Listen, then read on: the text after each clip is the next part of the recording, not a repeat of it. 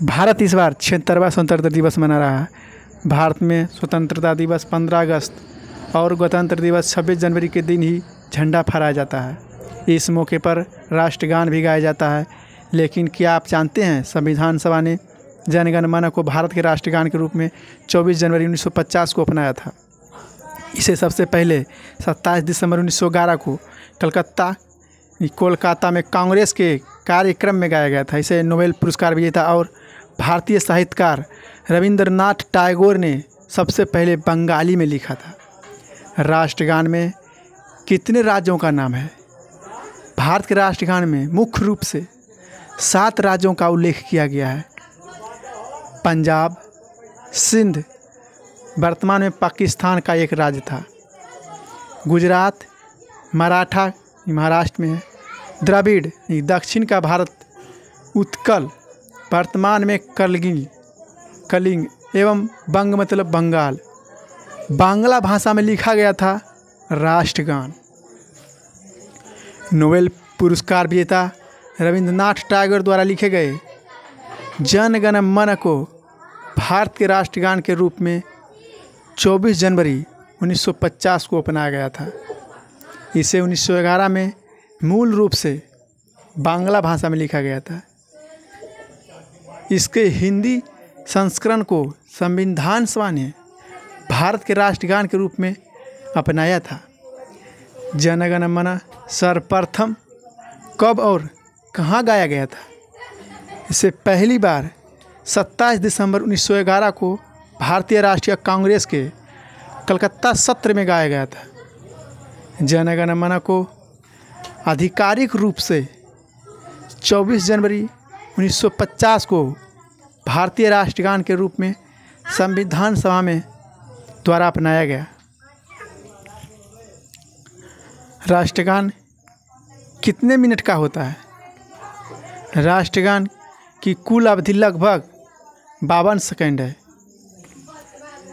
भारत भाग विधाता जय हे जय हे जय हे जय जय जय जय हे संक्षिप्त संस्करण को चलाने की अवधि लगभग 20 सेकंड है। राष्ट्रगान के नियम क्या है? हमारे संविधान में राष्ट्रगान को लेकर ऐसा कोई नियम नहीं है कि इस दौरान आपको खड़े रहना है। जन गण मन के दौरान इसे सम्मान देना ज़रूरी होता है, ना कि खड़े रहना। लेकिन 1986 में केरल में राष्ट्रगान को लेकर उठे मामलों में सुप्रीम कोर्ट ने फैसला दिया था कि राष्ट्रगान को उचित सम्मान देना जरूरी है। राष्ट्रगान को लेकर मुख्य बातें: भारत का राष्ट्रगान जन गण मन कवि और नाटककार रविंद्रनाथ टैगोर के लेखन से लिया गया है। भारत के राष्ट्रगान की पंक्तियाँ रविंद्रनाथ टैगोर के गीत भारत भाग विधाता से ली गई है। मूल गाना बंगाली में लिखा गया था और पूरे गाने में 5 छंद है। यह पहली बार 1950 में तत्वबोधिनी पत्रिका के एक अंक में प्रकाशित हुआ था। इस गीत को सार्वजनिक रूप से पहली बार 27 दिसंबर 1911 में कलकत्ता में भारतीय राष्ट्रीय कांग्रेस के सत्र में गाया गया था और रविंद्रनाथ टैगोर ने इसे खुद गाया था। रविंद्रनाथ टैगोर ने अपनी बंगाली गीत की एक अंग्रेजी व्याख्या 28 फरवरी 1919 को लिखी और इसका शीर्षक the morning sons of India रखा था। पूरे गाने की धीमी धुन और इसके राग अलहैया बिलावल का श्रेय रविंद्रनाथ टैगोर को ही दिया गया।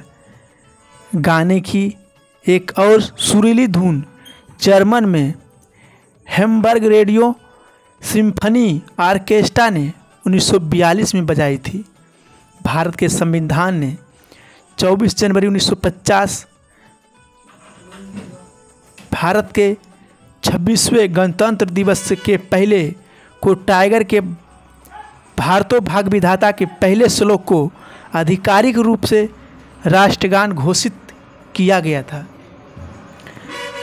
सुभाष चंद्र बोस ने राष्ट्रगान को चुनने में अहम भूमिका निभाई थी।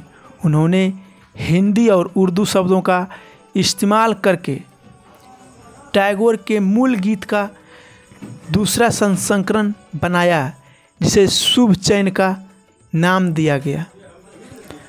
कलाकार मकबूल फिदा हुसैन ने राष्ट्रगान के भाग्य विधाता शब्दों से प्रेरित एक बड़ी पेंटिंग बनाई थी। कानून के मुताबिक राष्ट्रगान गाने के लिए किसी को बाध्य नहीं किया जा सकता। राष्ट्रगान के नियमों का पालन नहीं करने और राष्ट्रगान का अपमान करने वाले व्यक्तियों के खिलाफ prevention of insults to national honour act 1971 धारा 3 के तहत कार्रवाई की जाती है। राष्ट्रगान से जुड़ी एक खास बात यह भी है कि इसके बोल और धुन खुद रविंद्रनाथ टैगोर ने आंध्र प्रदेश के एक मदन पल्लवी में तैयार किए थे।